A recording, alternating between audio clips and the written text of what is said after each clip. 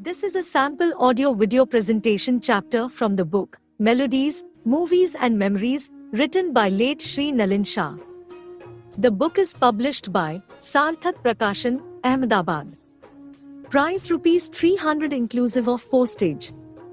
Copies of the book can be ordered from Kartik Shah, mobile number 9825290796 or purchase from their website www.saarthakprakashan.com.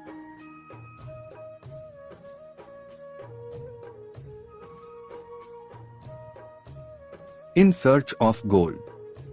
Film music has passed through many phases over the years, and the question of which one can be termed as the golden age or the most precious will have conflicting answers. HMV, while marketing film music, never had any hesitation in terming any age as golden as long as it could attract prospective buyers. But listeners generally tend to associate a golden period with the musical memories of their days of youth and romance. By these standards, even the stormy 1980s and the frivolous 1990s and beyond may one day, in the future, be termed a golden period. After all, one man's nightmare can be another's sweet dream.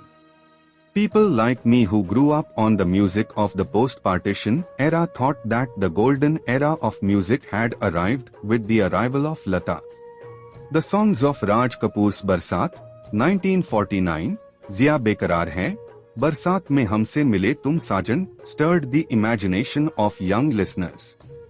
We travelled nearly 100 kilometers from our village to Bombay's Imperial Cinema. It was the age of innocence when love did not mean much but melody did. The novelty of the pushback seats in the newly built Liberty Cinema necessitated another trip to the fairyland called Bombay. Although the music of Mehboob's Andaz, 1949, Uthaye Ja Unke Sitam, Tod Diya Dil Mera, being more profound than that of Barsat, took time to grow on us. The romantic image of Dilip Kumar singing on the piano, "Tu kahe agar jeevan bhar main geet sunata jaऊं, jhoom jhoom ke nacho aaj," left an indelible impression on our minds. The lilting and melodious songs of Babul, 1950, "Panchi ban mein piya piya gaane laga, milte hi aankhe dil hua deewana kisi ka," drove us village boys in a herd to the nearby town in the rains. The pleasure of listening to the songs in a theatre was compensation for the physical inconveniences of the trip.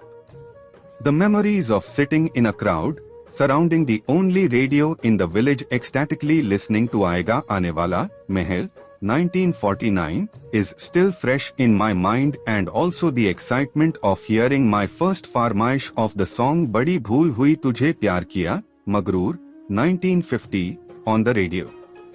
The name of the composer duo Husnlal Bhagatram did not mean anything to us. What mattered was the excitement of repeatedly listening for free to the songs of Pyar Ki Jeet, 1948, Ik Dil Ke Tukde Hazar Hue, and Badi Bihan, 1949, Chup Chup Khade Ho Zarur Koi Baat Hai, while sitting outside the sackcloth partition of the touring talkies. When Ratan, Ankiya Mila Ke Zia Bharm Ke, was shown 5 years after its first release, in 1944, it created an excitement among the rural folk. There were more people squatting outside to enjoy the songs than those inside the makeshift theatre. We felt the film songs must not have sounded better before, and wondered why some of the elders frowned upon the then prevalent culture in music. The gramophone in those days was a status symbol, and not many possessed it.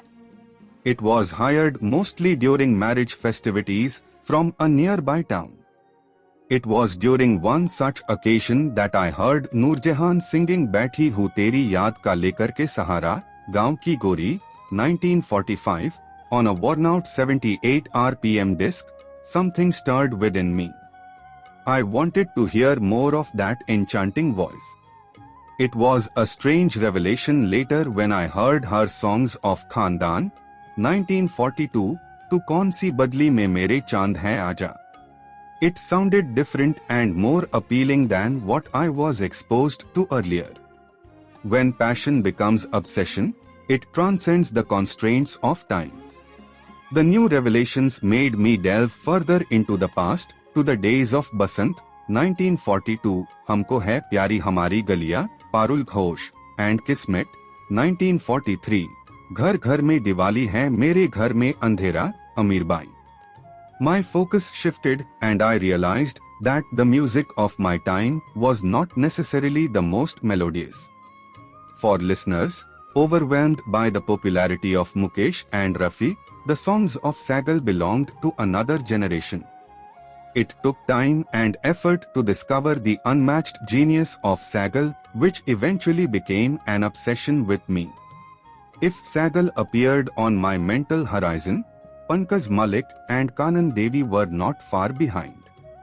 The search for the golden age seemed unending when I realized the importance of composers and the fact that studios such as New Theatres, Prabhat and Bombay Talkies were institutions which could boast of their individual brands of music. It took time to discover that composers, singers and poets in earlier times had their identities which lent a distinct flavor to the songs. This discovery makes me detest the current remix gimmicks as a murderous assault on their sacred identities by business sharks masquerading as artists. The Ganges is sacred as it flows from its source and not when it is bottled as a remix beverage.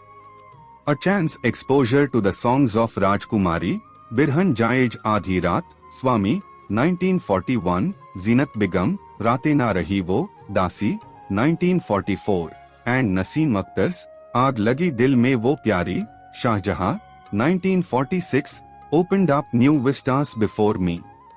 Eventually, curiosity about the wonderland of music drove me to the days of Kajjan, Shanta Apte, Vishnupant Pagnis, Uma Shashi and K.C. De and to realize why the older generation of listeners called their days of music as golden.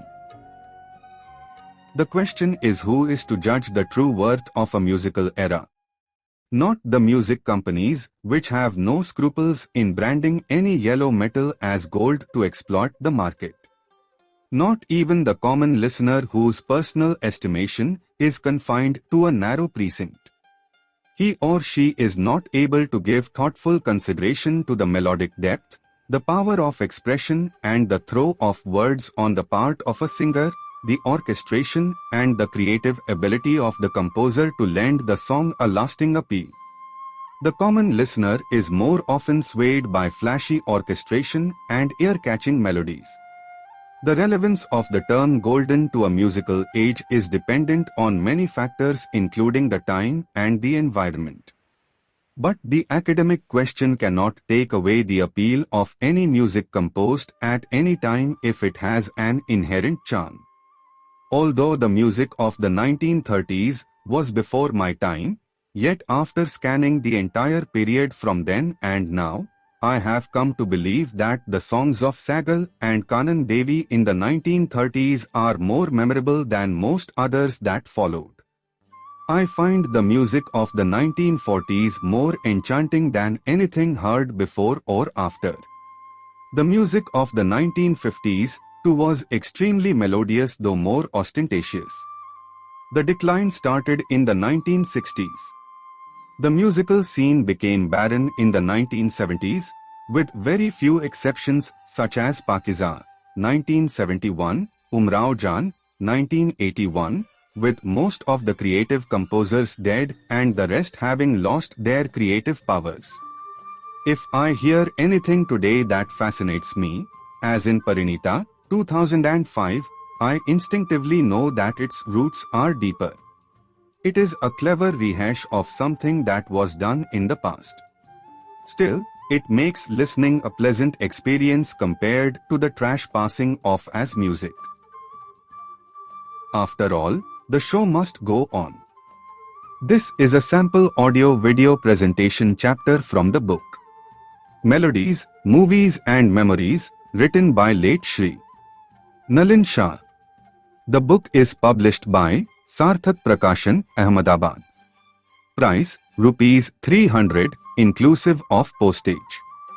Copies of the book can be ordered from Kartik Shah. Mobile number 9825290796 or purchase from their website www.saarthakaprakashan.com.